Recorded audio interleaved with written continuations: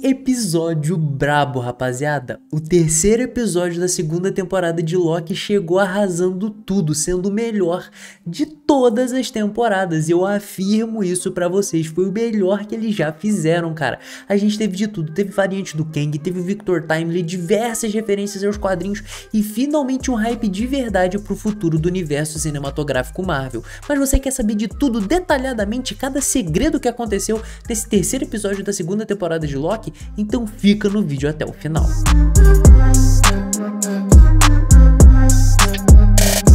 Fala galera, bora bater um papo? Eu sou o Joca, você está no Origem Geek, sejam muito bem-vindos. Cara, na moral mesmo, que episódio sensacional foi esse, rapaziada? Não tenho o que falar dele sem ser excelente, cara. Nós tivemos tudo que a gente precisava ter nessa segunda temporada de Loki nele. A gente precisava de tudo isso que aconteceu nesse terceiro episódio pra finalmente voltar a se hypar um pouco com o universo cinematográfico Marvel, que a gente sabe que tava deixando todo mundo na mão, que tava sendo uma das coisas bem chatas de se acompanhar, mas agora com a variante do Kang, Victor Timely aparecendo, com, sabe, a Ravonna finalmente tomando o seu posto como uma pessoa importante, a construção do Kang o Conquistador nessa variante, tudo isso aconteceu nesse episódio, rapaziada. Confia em mim, acredita no que eu tô falando, porque eu sei o que eu tô falando. Eu estudei demais esse personagem pra poder preparar, pra poder ficar preparado pra essas futuras fases da Marvel, pra esses futuros projetos da Marvel e entender o vilão. Porque a gente entendendo o vilão dessas novas fases da Marvel, a gente consegue entender tudo. E esse terceiro episódio de Loki foi fundamental pra isso.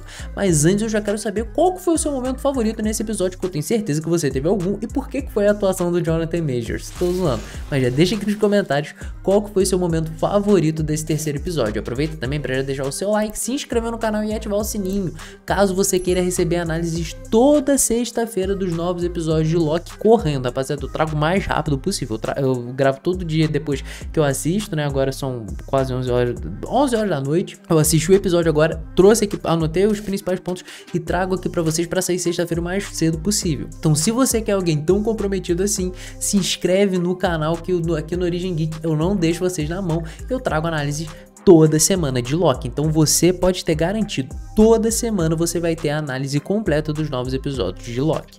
Então agora, sem mais enrolação, vamos começar a falar desse terceiro episódio, que eu tô até agora meio sem ar com tudo que aconteceu. Ele se inicia com a Ravonna e a Senhora Minuto se encontrando lá em 1863, em Chicago, Illinois.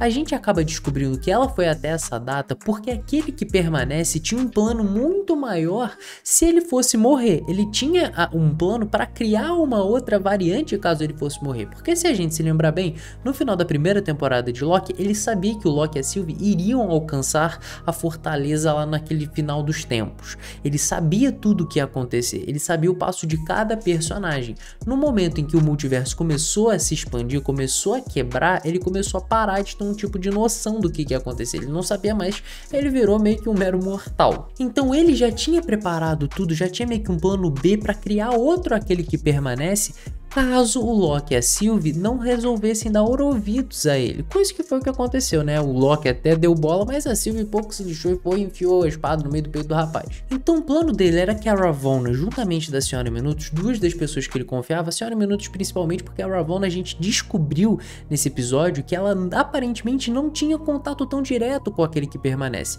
Coisa que vai muito contra o primeiro áudio que nós ouvimos no primeiro episódio dessa segunda temporada, porque ficou estabelecido que o Kang, né, aquele que permanece, eu sempre vou chamar ele de Kang, porque afinal de contas todo mundo vira Kang. Vou explicar isso melhor pra vocês ao decorrer do vídeo, vocês vão entender, até por isso que eu acho que o Victor Timely pode ser a principal variante apresentada no CM, né, mas já que eu explico isso pra vocês. A gente viu que eles dois tinham um tipo de relação lá no começo da TVA, quando ele não escondia sua cara por trás dos Guardiões do Tempo. Por que ele acabou fazendo isso? Eu não sei. Era outro governante? Era outro Kang? Não faço a menor ideia. Talvez tenha sido uma das maneiras que ele acabou achando de conseguir manter um controle naquele lugar. Mas enfim, como a gente viu, os dois tinham um tipo de relação, coisa que a Ravonna não se lembrava nessa época agora de 1863 ou 61. Por que eu tô cravando isso? Porque ela não sabia muito bem quem era aquele que permanece.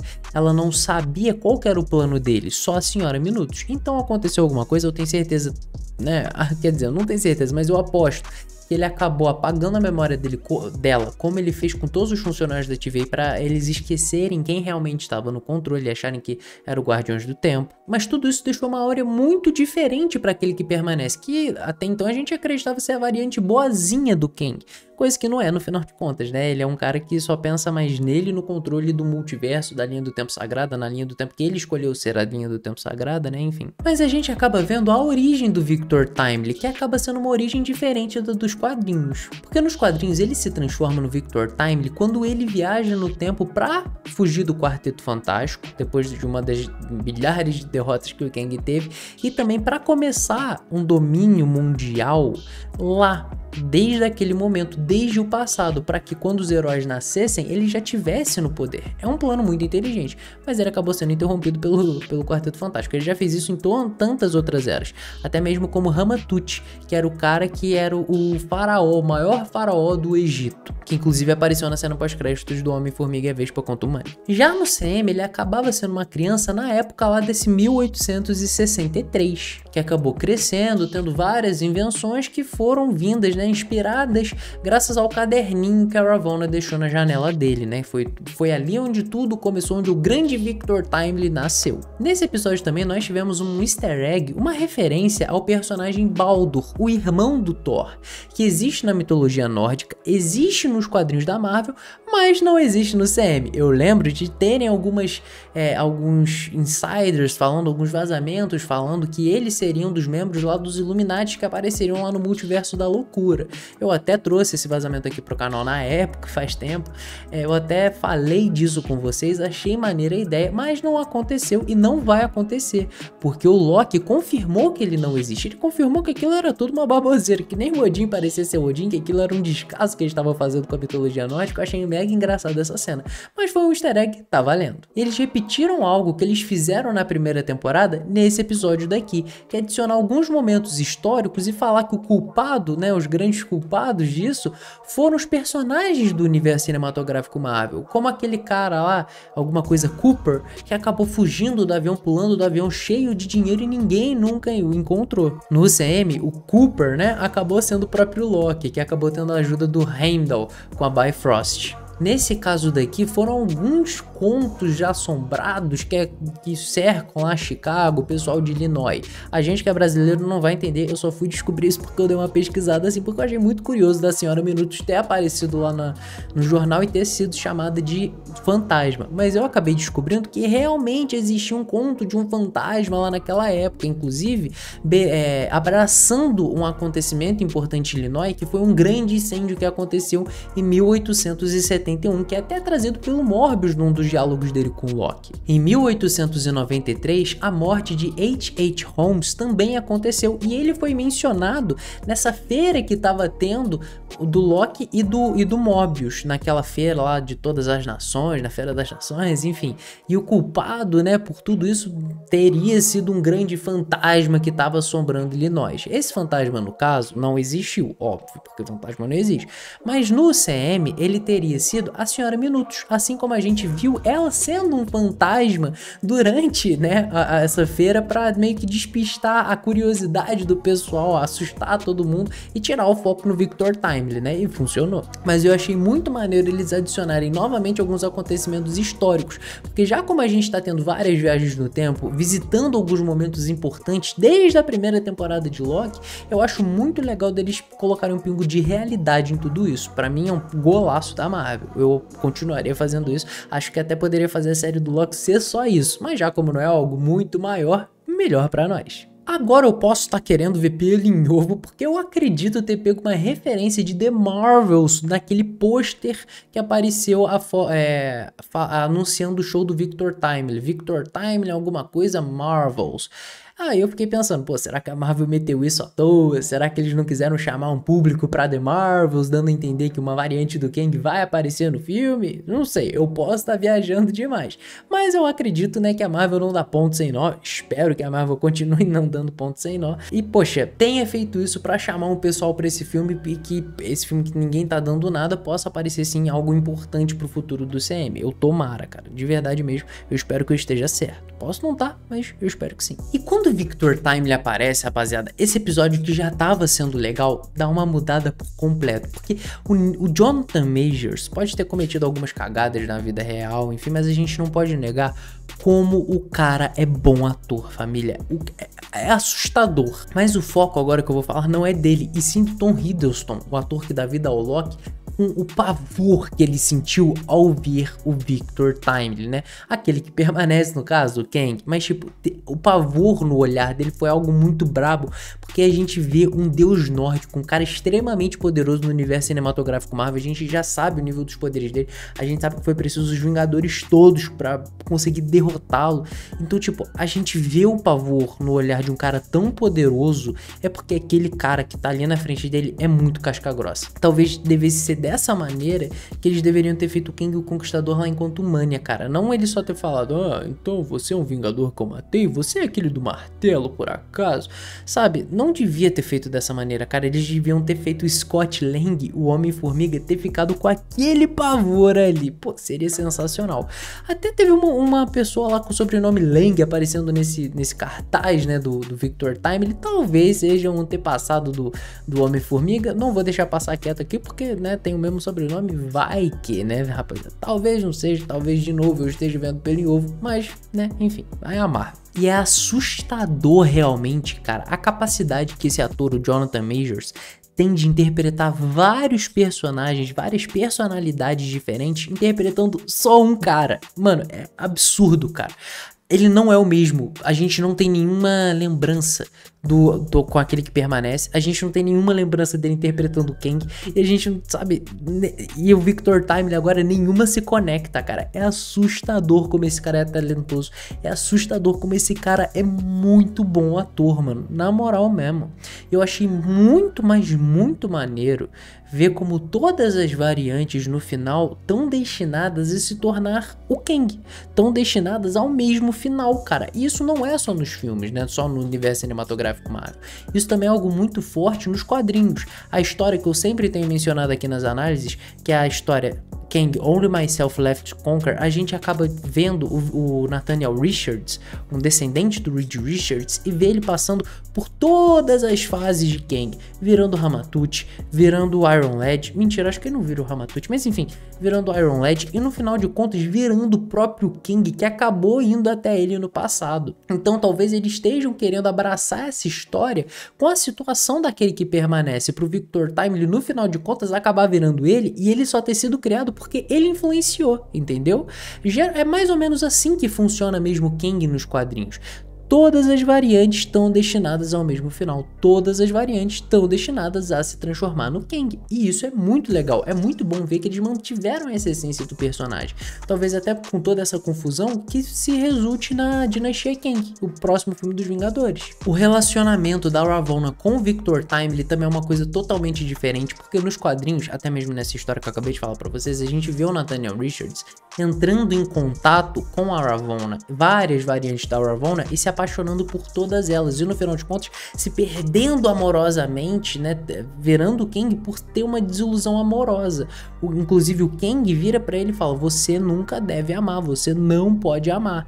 Talvez isso tenha influenciado as ações da Senhora Minutos de ter ficado morrendo de ciúmes da relação do Victor Timely com a Ravonna, porque ela sabe que ele não pode se apaixonar. Talvez ela esteja fazendo o papel que o Kang faz no final de contas no quadrinho. Mas é bom ver esse personagem começando a ter essas decepções amorosas para no final de contas ele se transformar no Kang, porque o Kang é isso, ele só é criado graças a uma desilusão amorosa, cara.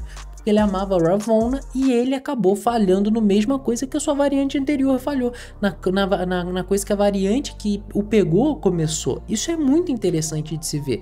É uma coisa tão... é meio confuso, mas é muito legal, cara. Funciona muito bem e eu tenho certeza que vai funcionar no CM. E ter visto também que a relação dos dois não é só amor e beijinhos, que também tem os tapas e os abandonos, como o Kang jogando mulher no Rio.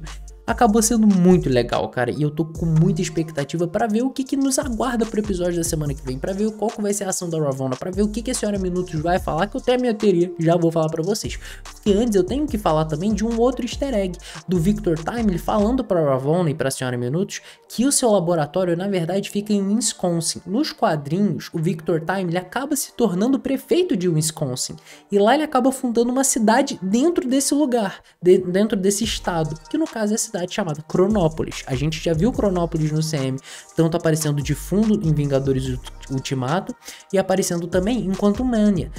Cronópolis também é essa base, né, entre o tempo, dentro lá do reino quântico, mas também é uma cidade que existe lá dentro de Wisconsin, que foi fundada pelo próprio Victor Timely. Eles terem mantido isso foi muito legal. Meio que foi a inspiração, né, nos quadrinhos meio que foi a inspiração, a cidade para a criação de Cronópolis. É muito confuso falar isso, é muito difícil, arriscado falar isso que foi inspiração, porque todas essas variantes do Kang acabam se influenciando e é difícil você achar a ponta do nó, sabe, da linha, enfim, é difícil você conseguir achar, mas é basicamente isso que acontece. E eu acredito, porque depois de tudo que a gente viu naquela sequência final alucinante da Ravonna aparecendo, da Senhora Minutos completamente alucinada, do Victor Timely, tadinho, cara, quem não sentiu dó do Victor Timely nesse episódio, cara, foi, não tem coração. Ah, e uma coisa também que eu não posso deixar de falar, ele ter sido influenciado pelo Ouroboros mostra o nível de importância desse personagem. Abre o olho pra ele, rapaziada. Ele não deve ser um personagem bobão. Ele não deve ser esse personagem bonzinho que a gente tá vendo, não. Tem alguma coisa de diferente nesse cara, abre o olho, não deixa isso passar, cara. O Ouroboros tem alguma coisa e eu tenho certeza que ele vai ter um certo tipo de importância para a criação daquele que permanece, para a criação da TVA, quem sabe até mesmo ele seja uma variante do Kang escondida, cara. Quem sabe até mesmo ele seja a Senhora Minutos, cara. Então, tipo, presta atenção nesse personagem, ele não vai continuar bonzinho. Se ele teve influência no Victor Timely, que no final de contas vai se transformar no Kang, ou naquele que permanece, ele tem um peso absurdo, rapaziada. Então fica atento. Presta atenção no Ouroboros, ele vai ter uma importância no final dessa temporada, ele vai ter uma importância no futuro do CM, fica ligado, anota o que eu tô falando, pode me cobrar depois, viu? Pode me cobrar depois. Voltando pro que eu tava falando, eu acho que no final de contas, quem vai ser o responsável por podar o Loki, como a gente viu no final do primeiro episódio, que ainda ficou mistério, obviamente a gente vai ter a resposta, vai ser o Victor Timely, porque a maneira que ele foi podado foi de uma maneira não muito atual, digamos assim. Foi com uma tecnologia um pouco obsoleta, da maneira que demorou, foi praticamente o que a Ravonna fez com aquele manequim do Victor Timely. Por que ele tem diversos manequins? Eu não sei. Vou dar uma pesquisada e depois semana que vem eu apareço com a resposta para vocês. Mas ela ter podado ele me lembrou muito da maneira que o Loki foi podado, inclusive a arma, da maneira que a arma talvez tenha sido manuseada. Eu acho que o Victor Timely foi o responsável por podar o Loki, porque talvez dessa maneira ele consiga salvar o tier temporal, que é o que é a principal coisa que tá acontecendo nessa temporada, né, que eles precisam dar um jeito de controlar o multiverso, de dar um jeito de controlar a linha do tempo para proteger todos os universos, todos os multiversos. Então acho que no final de contas o Victor Timely vai ser o responsável por podar o Loki, e a Sylvie vai ter a sua redenção conseguindo confiar nele, e a gente até viu que ela tem um bom coração. Eu achei essa cena da Sylvie não conseguindo matar o Victor Timely absurda de boa, cara, porque isso mostra o coração da personagem, e no final de contas o coração de todos os Lokis, porque se a Sylvie é uma variante do Loki, algumas variantes têm algumas coisas em comum, como a gente viu que o Victor Timely tem diversas coisas em comum com aquele que permanece, que tem diversas coisas em comum com Imortus, né, com Ramatut, que tem também diversas ligações, diversas semelhanças com o Kang. Então a gente tem que lembrar que as variantes também têm semelhanças entre si, e o coração bom da Sylvie, o coração piedoso que ela demonstrou para não matar o Victor Timely, ter tido um pouco de fé nele, mostra também como ela tem essa semelhança com o Loki. E o final do episódio com a Ravonna e a Senhora Minutos no final dos tempos, com um cadáver putrefato do aquele que permanece Esse eu não tava esperando por isso, cara. Mas eu fiquei, meu irmão, isso vai ser louco, porque eu tô querendo ver o que essas duas vão aprontar até o final, brother. Eu tô realmente querendo ver isso. Eu quero ver qual que é o segredo que a Senhora Minutos vai revelar pra Ravonna. Eu acho que vai ser, tipo, que ela teve algum tipo de importância na criação da TVA, que é aquele que permanece apenas, talvez tenha usado ela e depois apagado toda a sua memória, né? Que eles tiveram um passado, uma relação amorosa e que o Kang apagou a memória dela. Então, tipo, eu quero ver o que vai acontecer. Minhas fichas estão apostadas nessas, posso estar errado, porque, né, só o diretor e os roteiristas sabem o que vai acontecer. Então vamos aguardar pra semana que vem, mas esse episódio não podia ser melhor, rapaziada. Foi um episódio espetacular e eu tô muito hypado pra semana que vem. Esse foi o melhor episódio de todas as temporadas de Loki, cara, da primeira, da segunda, e pô, vai ser muito difícil bater de frente com ele. Mas ei, você concorda comigo? Você também tá no hype pro futuro do CM? Você também tá no hype pra ver mais coisa do Kang?